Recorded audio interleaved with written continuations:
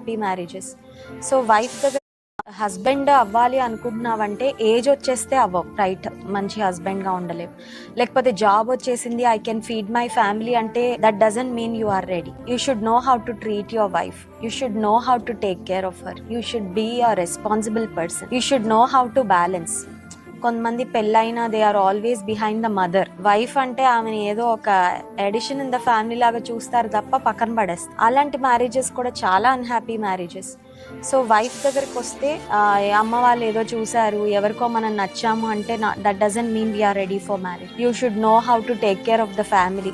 హస్బెండ్కి కుక్ చేయడం, హస్బెండ్ని రెస్పెక్ట్ చేయడం, ఇన్లాస్ని రెస్పెక్ట్ చేయడం, మనకి ఇంటికి వచ్చిన వాళ్ళని ట్రీట్ చేయడం, మనల్ని మనం చూసుకుంటూ హౌస్ హోల్డ్ అంతటినీ ఆర్డర్లో పెట్టుకోగలిగిన ఆ సత్తా సామర్థ్యం అదంతా రావాలి.